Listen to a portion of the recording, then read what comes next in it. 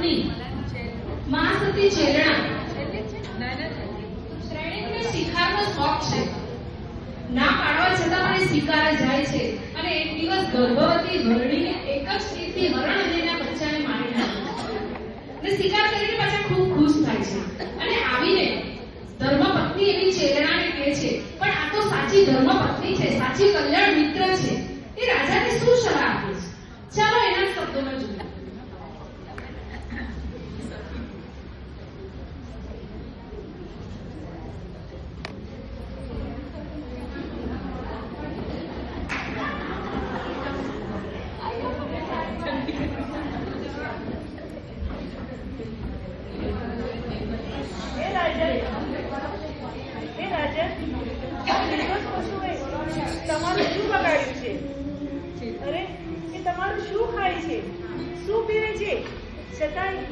છતાંય તમારા શોખના ખાતર તમે એમને મોતની સજા આપો છો. હે રાજન, આ યોગ્ય નથી, આ યોગ્ય નથી. અરે, જે કોઈને પણ ભૂલના સજા આપે તો આવનારા ભાવમાં પણ એ કર્મ એવી જ સજા ભૂગતે છે. અરે, આ કર્મનો તો દસ્તુર છે. આ કર્મ સત્તાએ તો પ્રભુ વીરને ના પણ છોડ્યા. તો આપણે તો માણસ માત્ર છીએ,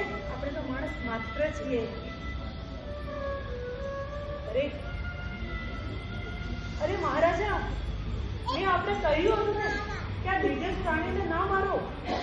જુઓ હવે આ તીવ્ર કર્મનો પરિણામ જુઓ કે આપણો જ સગો પુત્ર તમને જેલમાં પૂરીને દરરોજ 1 નહીં 10 નહીં 100 ના હંટર મારે છે. કેવી અસહાય પીડા રાજન. આ મારું દુઃખ જોવાતું નથી. આ કર્મનો કેવો ઉદય કે મારી નરી આંખે પણ તમને જોવું પડે છે. હું શું કરું? હે ધરતીમાં, કર્મ સમાવી દે.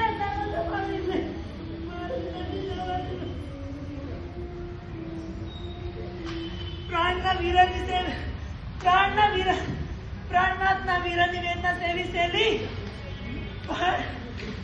પણ તમારું દુઃખ મારાથી જોવાતું નથી. શું કરું છું?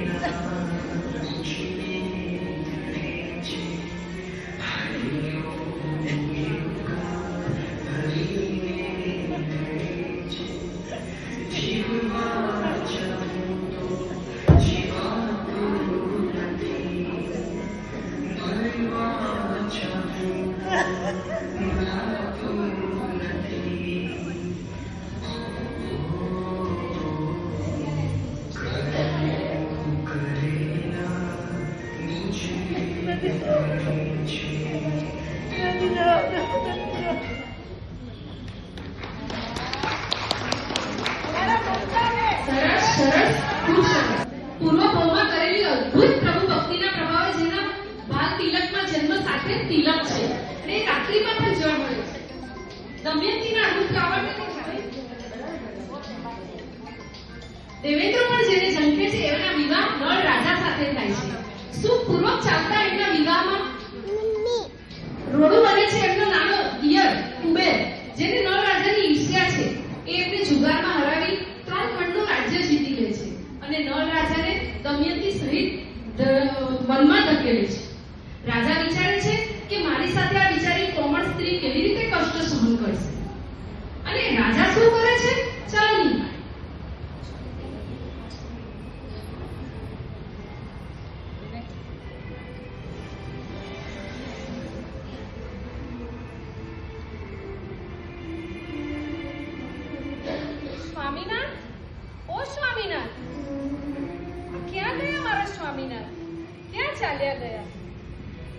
પ્રાતઃકાળ થયો છે એટલે કદાચ સ્વચ્છ જળ અને ફળ લેવા ગયા હશે. હમણાં આવતા જ હશે. પણ આ ક્યાંય દેખાતા કેમ નથી?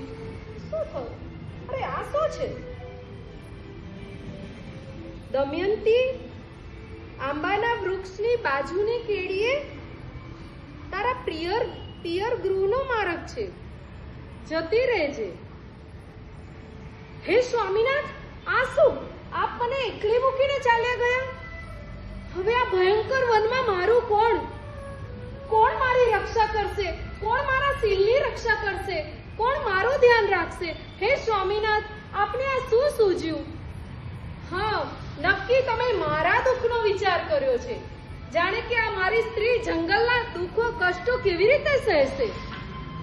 પણ હે સ્વામીનાથ, તમે એ વિચાર્યું એના કરતા મને સાથે લઈ ગયા હોત તો કેટલું સારું હતું. પેલી સીતા પણ પતિ સાથે વનમાં ગઈ તો એનું નામ અમર થઈ ગયું. એમ હું પણ આપની સાથે રહી અને મારું નામ પણ અમર કરી દો. પણ હે સ્વામીનાથ, આપ ક્યાં ચાલ્યા ગયા? શું કામ ચાલ્યા ગયા? હે સ્વામીનાથ, સ્વામીનાથ, આપ મને જલ્દી મળજો, નહીતર મારે હવે આપઘાત કરવા સિવાય કોઈ આરો નથી. મને એમ જ થાય છે કે હું મારો જીવતર અહીંયા આપી દઉં, મારા પ્રાણને છીનવી લઉં. પણ ના, મારા ભગવાને કીધું છે આપઘાત એ સારો રસ્તો નથી. કદાચ હું જીવિત રહીશ તો મને ક્યારેક મારા પ્રાણના જરૂર મળશે, જરૂર મળશે.